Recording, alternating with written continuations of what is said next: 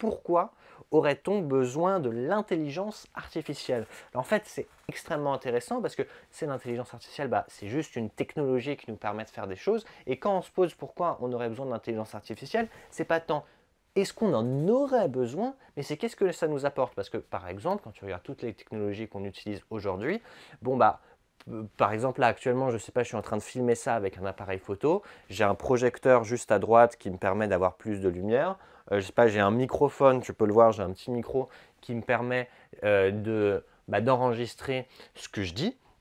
Et tout ça, en fait, ce que ça me permet de faire, c'est de créer du contenu de manière beaucoup plus pratique. Alors que, je ne sais pas, que si tu regardes il y a 100 ans ou il y a 50 ans, si tu voulais filmer quelque chose, il te fallait toute une équipe, il te fallait un studio d'enregistrement, il te fallait des micros qui coûtaient vachement cher, ce qui ferait que probablement, actuellement, je ne pourrais pas t'enregistrer ces épisodes à ce que Baoutaïaï. Je ne sais pas si tu voulais faire ce que je faisais, ce que je suis en train de faire il y a 100 ans, peut-être que ça ne te coûtait pas un centime, mais peut-être que ça te coûtait 300 000 euros en termes de matériel, alors que là, en termes de matériel, je dois pouvoir, pour grand max, je pense, quelques centaines d'euros. Et donc, ça, c'est juste une technologie. Donc, on pourrait se dire pourquoi on aurait besoin effectivement d'un appareil photo moins cher, plus efficace, plus petit, qui fait de la bonne qualité. Pourquoi on aurait besoin d'un projecteur qui peut facilement être déplacé. Pourquoi on aurait besoin de petits micro-cravates extrêmement pratiques. Étant donné que il y a 100 ans, on avait déjà le matériel qui permettait d'avoir le même résultat de manière plus complexe. En soi, il n'y a pas tellement de raisons de pourquoi on aurait besoin d'avoir un meilleur appareil photo, mais le fait d'avoir un meilleur appareil photo, un meilleur micro-cravate, ça permet d'accomplir beaucoup plus de choses. C'est comme par exemple, imagine quand on était tous en train soit de voyager à pied, soit de voyager à cheval, ou donc dans des carrières, enfin voilà, tu sais, il y a encore, je sais pas, peut-être 200, 300 ans, j'ai pas les dates en tête, mais on voyageait, il n'y avait pas encore les voitures. On pourrait se dire pourquoi il y avait besoin et pourquoi c'était intéressant de créer des voitures, étant donné qu'on pouvait voyager à cheval. C'est vrai qu'en soi, il n'y avait pas nécessairement le besoin de créer les voitures, mais la valeur que nous apportent les voitures, évidemment, même s'il y a des soucis, c'est pas parfait pour l'environnement, la valeur que ça nous apporte, que ça nous facilite vachement notre transportation, le fait de nous déplacer, même si en soi on n'en avait pas besoin, ça apporte suffisamment de valeur pour que ça vaille le coup qu'on les crée. Et c'est exactement la même chose, je ne sais pas, même pour l'Internet. En soi, pourquoi on aurait besoin de l'Internet? Pas nécessairement besoin, mais ça nous apporte tellement de valeur. Ou même, par exemple, là c'est le dernier exemple que je te prends, quand on a inventé la machine à imprimer, donc pour imprimer des livres en masse, des articles en masse, des journaux en masse, on pourrait se dire pourquoi il y avait besoin de ça, étant donné qu'il y avait déjà des moines qui pouvaient écrire et répliquer des livres dans des monastères. Pourquoi il y avait besoin de ça, vu qu'on pouvait avoir le même type de résultat sans avoir besoin de créer une nouvelle technologie. Quand tu regardes aujourd'hui, la technologie de l'impression, ça nous amène à un niveau totalement différent de là où on en était précédemment, quand c'était que les moines qui recopiaient des livres dans des temples, et donc c'était extrêmement compliqué et extrêmement cher de d'écrire et d'imprimer des choses en masse et de les diffuser en masse, alors qu'aujourd'hui c'est extrêmement facile. Si tu veux imprimer un truc, tu t'achètes une imprimante à 50 euros, tu t'achètes du papier, de l'encre, et boum, t'es parti. Évidemment, avec la technologie de l'intelligence artificielle, ce qui est un peu plus compliqué que par exemple avec l'impression, c'est qu'en fait, vu que l'intelligence artificielle, elle a du potentiel et elle peut être appliquée dans beaucoup plus de domaines que juste, par exemple, la presse à imprimer, qui, elle, ce qu'elle te permettait de faire, c'était d'imprimer des trucs. L'intelligence artificielle, potentiellement, tu peux l'employer dans tellement de domaines où, en fait, tu vois, chaque domaine où un humain peut accomplir quelque chose, potentiellement, une intelligence artificielle peut également l'accomplir de manière tout aussi efficace, voire bien plus efficace, de manière plus rapide et potentiellement pour moins cher. Et tu sais, moi, le seul point où je pense que ça, la seule exception où je pense que là, les machines ne vont pas nous remplacer avant beaucoup de temps, c'est dans les relations qu'on a entre nous, êtres humains. Même si une machine pouvait tout à fait répliquer ce que nous, en tant qu'être humain, on peut faire, je ne pense pas que ce serait aussi facile de communiquer avec une machine qu'avec un être humain. Mais sinon, en fait, c'est ça qui est très compliqué avec l'intelligence artificielle, c'est qu'il y a tellement de domaines d'application que c'est très difficile de juste en prendre un. Mais je vais essayer de faire ça. Par exemple, je ne sais pas, imagine tu voulais créer, je vais prendre un truc qui n'est pas encore fait mais qui sera probablement bientôt fait. Imagine tu voulais créer les meilleurs films du monde aucun souci avec l'intelligence artificielle, tu pourras créer quelque chose de bien mieux, bien plus rapidement, de bien plus varié, donc bien mieux pour chaque personne, parce qu'évidemment, le meilleur film du monde, ça ne va pas être le même pour toutes les personnes. Je sais pas, imagine tu voulais faire de la traduction, aucun souci, une intelligence artificielle va le faire bien mieux que n'importe quel humain potentiellement. Je sais pas, imagine tu voulais faire des opérations chirurgicales, potentiellement une intelligence artificielle peut le faire de manière beaucoup plus efficace. Là, par exemple, en ce moment, je suis en train de créer un système qui prend ta voix. Tu parles, par exemple, je sais pas, tu dis une phrase en français et ça va en fait traduire ta voix dans une autre langue, donc dans potentiellement plein d'autres langues. Et en fait, ça va appliquer le style, ça va appliquer ta voix. Donc en fait, je l'utilise pour le contenu. Donc par exemple, probablement dans les mois ou alors dans les années qui suivent, tu verras que le podcast de l'intelligence artificielle, il sera plus dans une seule langue, mais il sera genre dans des dizaines et des dizaines de langues, alors qu'en réalité, je l'enregistrerai qu'une fois. Pourtant, dans chaque langue, tu auras vraiment l'impression que ce soit moi qui parle en anglais, en chinois, en vietnamien, en bidule chouette, alors que pourtant, moi, je parle actuellement, je parle que l'anglais et le français. Et je commence un petit peu à parler le chinois, mais sinon je ne vais pas plus loin que ça. Et donc tu vois, ça c'est quelques domaines d'application de l'intelligence artificielle, c'est vraiment une fraction de ce que tu peux faire avec, mais comme ça au moins c'est plus concret que juste dire ça peut être appliqué partout.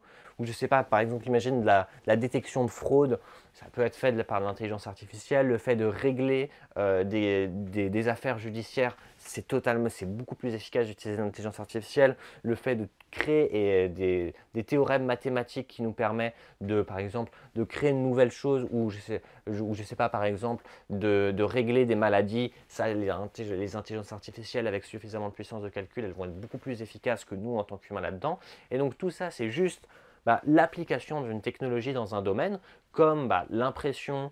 En soi, l'impression, la technologie, on s'en fout, mais ce qui est intéressant, c'est quand on utilise cette technologie et qu'on l'applique par exemple à imprimer des journaux, et que grâce à ça, ça permet de pouvoir diffuser de l'information de manière totalement différente de comment on pouvait le faire avant. L'intelligence artificielle, c'est la même chose, c'est juste une technologie, on n'en a pas besoin, on ne va pas mourir si on n'utilise pas l'intelligence artificielle, mais c'est exactement comme si je te disais, les tracteurs ou la presse à imprimer, on n'en a pas vraiment besoin, on ne va pas mourir si on ne les utilise pas, c'est vrai, mais ça nous apporte tellement qu'il n'y a aucune raison de pourquoi on ne l'utilise pas et pourquoi on ne devrait pas au mieux trouver les façons d'employer ces technologies à des choses qui vraiment améliorent notre état, notre vie, l'état de nos sociétés.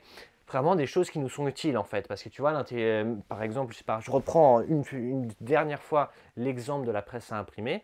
Quand on a créé la technologie, en fait, pendant longtemps, elle n'a pas vraiment été utilisée, elle n'a pas vraiment décollé. Si je ne me trompe pas, c'était pendant plus ou moins 50 ans qu'on n'a pas vraiment exploité le potentiel de cette technologie. Et à un moment, on s'est rendu compte, en fait, ça permet d'imprimer des trucs de manière super efficace. Donc, genre, je sais pas, on peut imprimer quelque chose qu'on va appeler les journaux.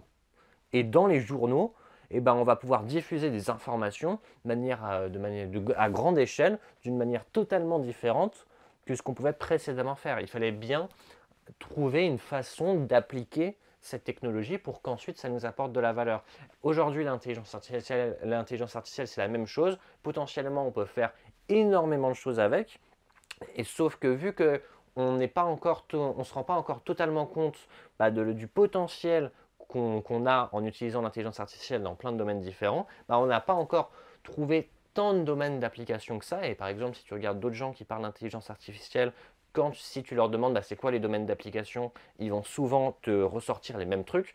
Même des gens, on va dire, haut level dans les gouvernements, ils vont toujours te sortir les mêmes trucs, parce qu'on est toujours au point où aujourd'hui on crée des technologies extrêmement puissantes en intelligence artificielle, mais quand tu regardes également par exemple la plupart des chercheurs, ils te créent des trucs de ouf en intelligence artificielle, mais ils n'ont qu'une idée de comment l'appliquer. Ils sont en mode, regarde, je simule mieux, je sais pas, le mouvement des fluides. À quoi ça sert?